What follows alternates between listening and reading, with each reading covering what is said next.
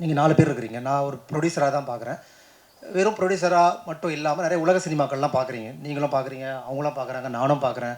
ஆனால் நம்ம பார்க்குற இந்த ரொம்ப ஆர்டிஸ்டிக்கான கலை அமைதிகள் கொண்ட கவித்துவமான திரைப்படங்களை எடுக்கக்கூடிய சூழல் ஒருபோதும் தமிழ் சூழலில் இல்லாமல் தான் இருக்குது. அது என்னவா மாறும் அப்படிங்கிறது ஒரு கேள்வி இருக்குது. இப்போ வந்து அருண் வந்து நீங்கள் கொட்டுக்காளி வந்து அது திரையரங்கில் வந்து அது ஒன்று கிரியேட் பண்ணிச்சு ஒரு வைவை. அதை வந்து பாசிட்டிவாகவும் எடுத்துக்கலாம். அது வெவ்வேறு விதமான குரல்களும் நமக்கு ஒழிச்சுது. இந்த மாதிரி ஏன் எங்கள் தேட்டரில் இந்த மாதிரி படத்தை எங்களை விட்றீங்கன்னு சொல்லிட்டு அப்போ இன்னொருத்தங்களுக்கு பயமாகவும் மாறக்கூடிய வாய்ப்பும் இருக்குல்ல. அப்போ நம்ம எக்ஸ்ட்ரீமாக ஒரு கமர்ஷியலேருந்து டப்புன்னு பயங்கர ஆர்டிஸ்டிக்கான படமும் எடுக்க முடியாது. இதுக்கு நடுவில் ஒரு ஏரியா இருக்குது. அப்புறம் என்ன ப்ரொடியூசர்ஸுக்கு இந்த கதை ஒத்துப்பாங்களான்னு தெரியலண்ணா. நாங்கள் அவன் திடீர்னு இல்லை இவ்வளோ கமர்ஷியலாக வேணும்ப்பா, இன்றைக்கி பிஸ்னஸ் இல்லை, இந்த மாதிரி கேள்விகள் சொல்கிறாங்க இல்லையா. அப்போ இது எப்படி ஒரு கிரியேட்டர் தயாராகுதுன்னு கேட்குறேன். ஒரு முதல் படம் பண்ணணும்னு நினைக்கிறவங்க எந்த ஃபார்மை சூஸ் பண்ணுறதுன்னு கேட்குறேன் நான்.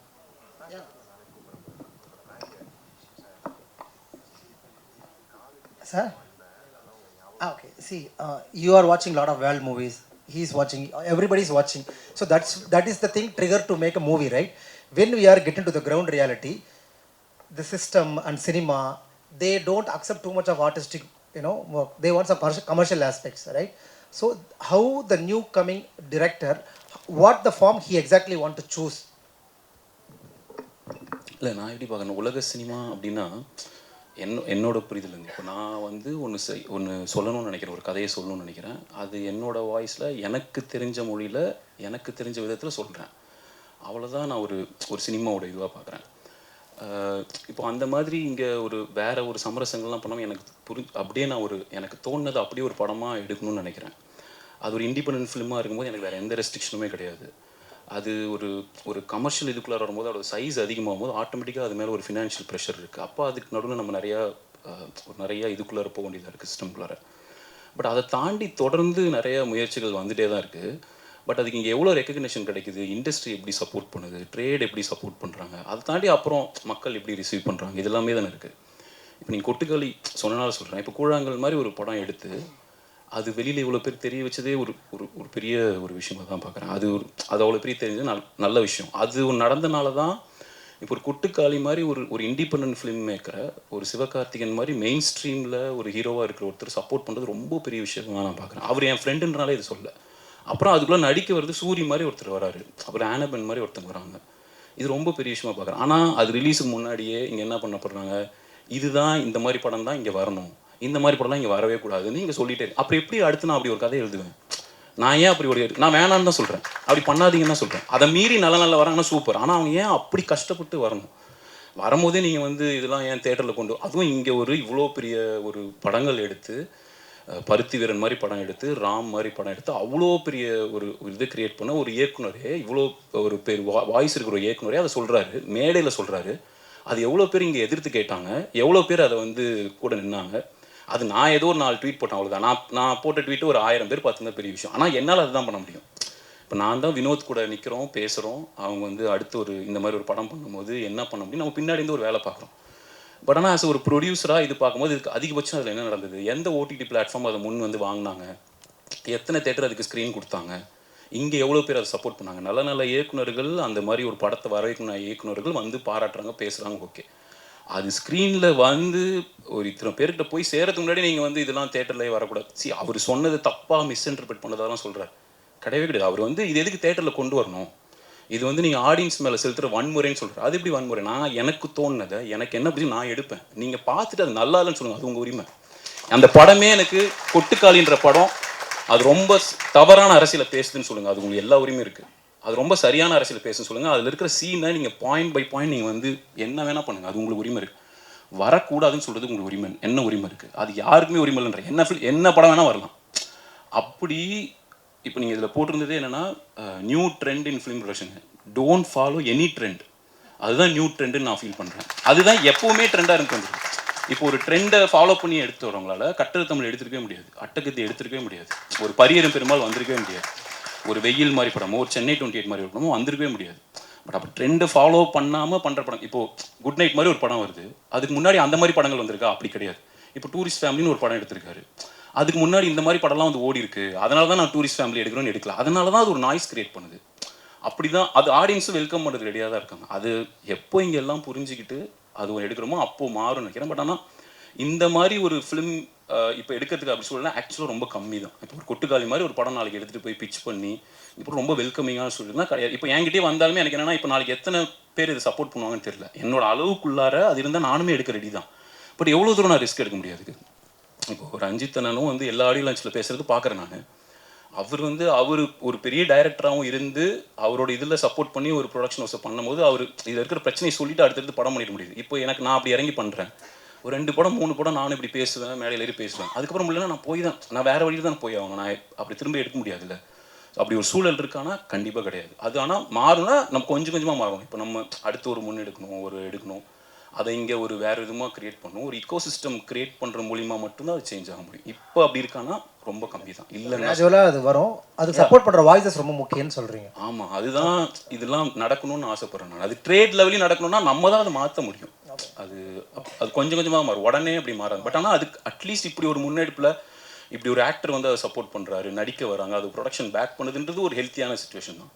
அது கமர்ஷியலாகவும் வயபிளாக ஆகிறதுக்கு முன்னாடியே அதை வந்து வேணாம் அப்படி இப்படின்னு சொல்கிறது, நான் அவரை மட்டுமே சொல்ல, இப்போ நான் அமீர் சாரை மட்டுமே சொல்ல, அதை நிறைய பேர் சப்போர்ட் பண்ணியும் கீழே கமெண்ட் பண்ண நிறைய பற்றியுமே பார்த்தேன். அதுக்கெல்லாம் சேர்ந்து தான் நான் சொல்கிறேன். வெறும் அவரை நான் பாயிண்ட் பண்ணி இது பண்ணுறதுக்காக சொல்ல கிடையாது. பட் இங்கே அப்படி ஒரு சுச்சுவேஷன் இருக்கான்னா ரொம்ப குறைவு தான் சொல்லுவேன். ஓகே ஓகே, நன்றி. கொட்டுக்காளி இயக்குனர் வினோத்ராஜ் இங்கே வந்திருக்காரு. Please claps for Vinothraj. அதான் இருக்காரு. Yes, thank you for that movie Vinoth. நன்றி. Yuvaraj, your point on this.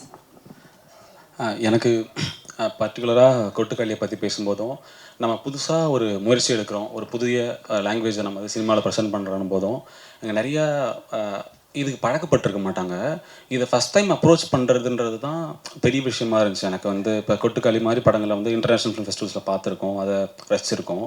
இங்கே ஆடியன்ஸ் அதுக்கு ப்ரிப்பேர் ஆகலை. ஆக்சுவலி ஃபஸ்ட் டைம் அவர் ட்ரை பண்ணுறாருன்னும் போது அதை மேசிவாக சப்போர்ட் பண்ணும்போதும் அதுக்கான ஆடியன்ஸ் தொடர்ந்து இந்த மாதிரி படங்கள் வரும்போது அதுக்கான இந்த ஃபார்மேட்டில் இருக்க படங்களை வந்து ஆடியன்ஸும் ரசிக்க ஆரம்பிப்பாங்கன்றது இருக்குது. ஏன்னா நம்ம அதுக்கு முன்னாடி பழக்கப்படுத்தலை, இந்த மாதிரி லாங்குவேஜஸை வந்து பழக்கப்படுத்தலை, இந்த மாதிரி ஸ்டோரி டெல்லிங்கை பழக்கப்படுத்தலை. எனக்கு பர்டிகுலராக நான் சினிமாவை ரசித்த காலங்களில் அட்டகத்தி படம் வந்து எனக்கு பயங்கர ஒரு பெரிய இன்ஸ்பிரேஷனாக இருந்துச்சு.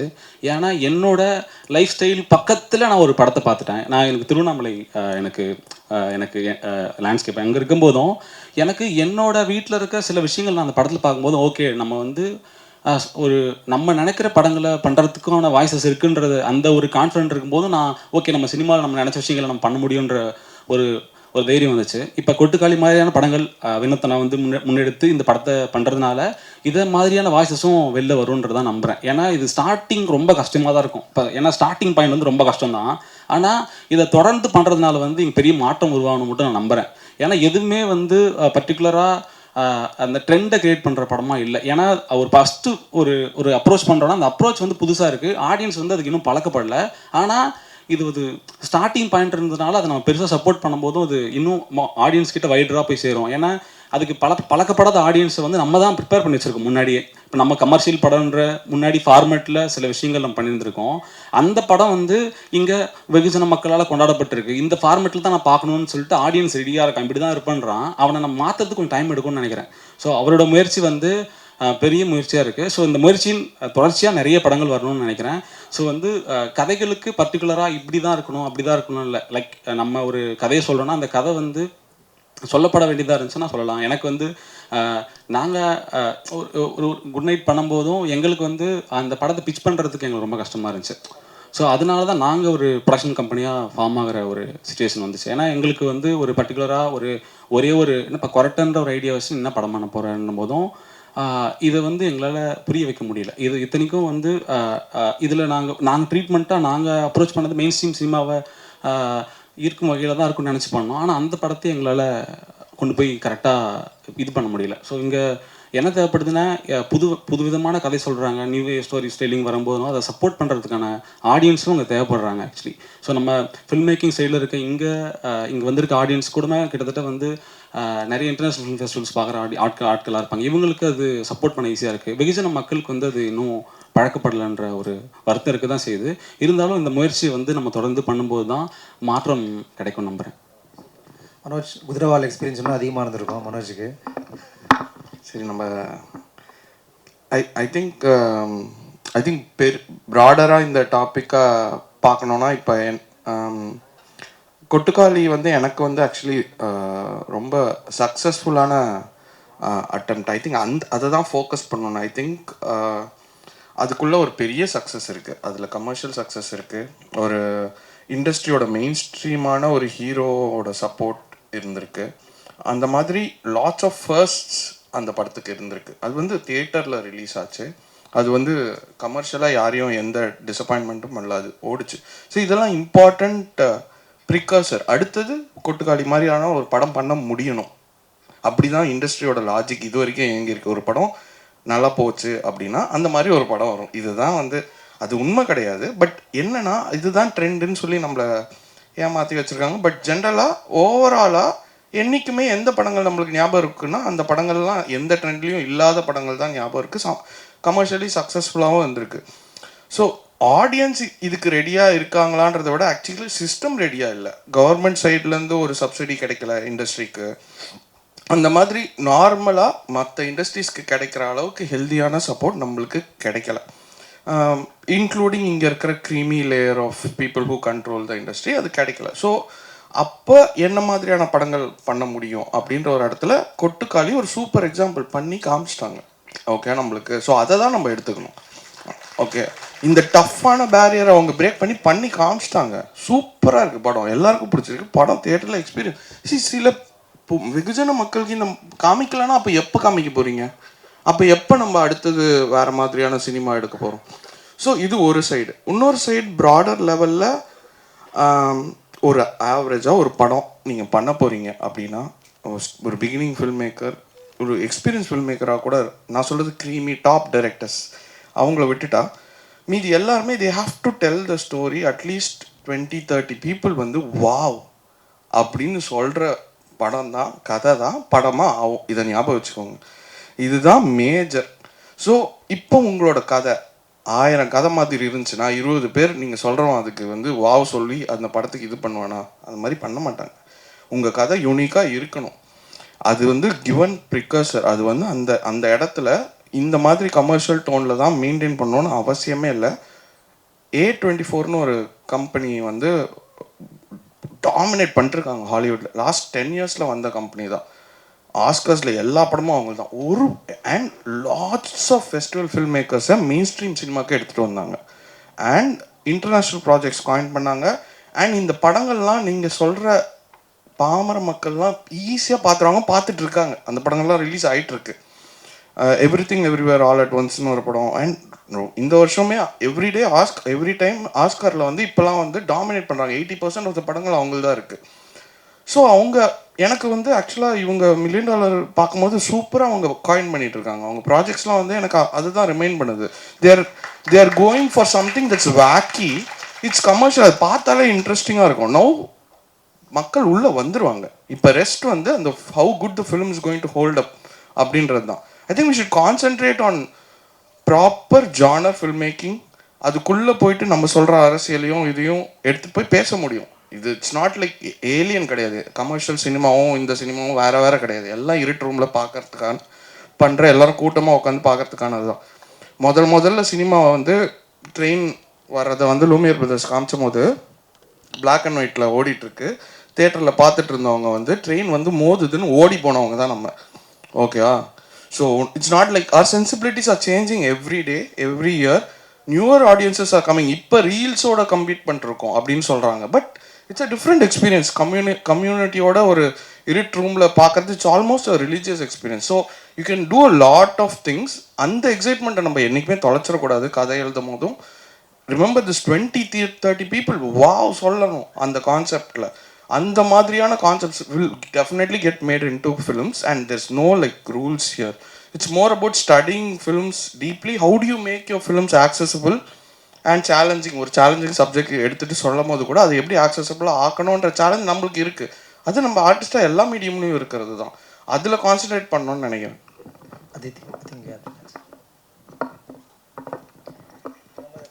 Yes, I remember the question. I think that we have to forget this distinction of like commercial film versus non-commercial film versus artistic film. I think that the world that we're living in right now, there's too much exposure for us to be stuck in this. I want to give like 2-3 examples, some internationally and some from India. Um, the recent kind of like smash hit on Netflix that nobody expected is Adolescence. Nobody expected it. It goes against like every rule that Netflix has, not just for us in India, but also internationally. Everybody is saying this. And yet that show has been extremely successful. But if you see how the show got made, the producers were very cognizant, they were very aware of commercial is only something that will earn its money back. That's it. That is commercial. So if something is able to, if as a creator you're able to be very realistic about where your money can come back from and how much you can spend, your film automatically goes, or your film or your web piece or even reels, much more short form content, all of that goes right into this slot where the film has a certain ROI. That ROI can be 5% also, but that film is earning back its revenue. That makes the project commercial, and that is literally how studios are looking at it the world over right now. So what I feel is that every time that you're going to make a project like Adolescence, you need to know what is the level at which you're going to be able to make that. If you want to make Adolescence at the budget of like, a big budget like Fox Star kind of film, it's not going to happen. They made that, the making of that show is really interesting because they made it in a way that they knew that they would be able to sell that show. And that's how they prepped for it. The other example I want to give is Denis Villeneuve's Dune. Denis Villeneuve has obviously done very, very big films, but Dune as a series, it doesn't fit so easily into the fantasy genre. It's a very complicated story. And the third part of Dune is going to be a very depressing story. It's going to be like an anticlimax to everything that has happened.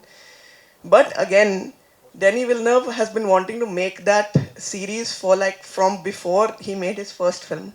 But he came into that series after he had done 5 films because he knew that in order to create that visual topography, he would need those kind of budgets, he would need those kind of actors. So he waited. He was very, very clear about what he would need, what are the resources he would need. So my point is that as filmmakers, we don't have an excuse anymore. All the data is available.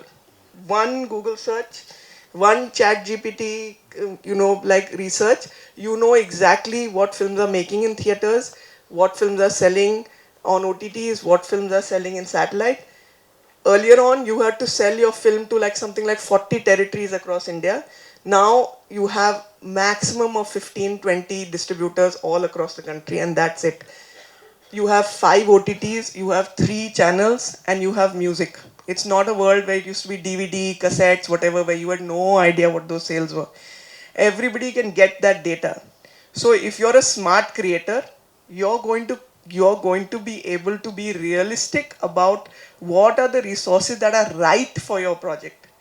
And that is not just from the point of view of demand, it is also from the point of view of supply. And this might seem like a not sexy, like, producer talk, but it's true. And the more people who are realistic going into this process, the easier it is for those films to get made. I think there's somebody in the audience here who has broken that mirror between commercial and non-commercial. I think Ranjit sir's films from the first film onwards have straddled both worlds. But it's because when you say I don't want to make a commercial film, you're basically saying I don't want people to see my film. I think that's very silly. Like, why?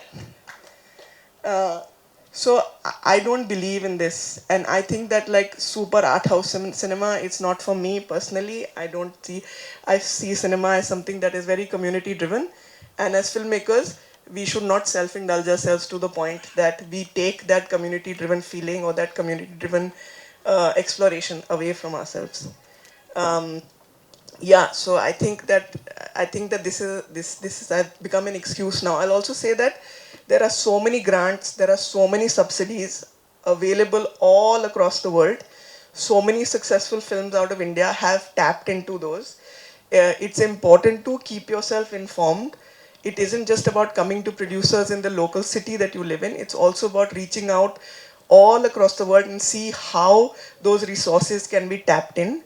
You can get up to like at least 20, 30, 40% of your development budget from grants. But how many people are doing it? It's a very small number still. It's happening more and more and more. But go to festivals as much as you can, go to film markets.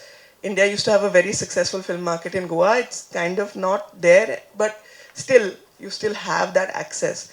So go out, find those people, and make sure that you are subsidizing as much of your hard cash with these free money grants, subsidies, and so on and so forth.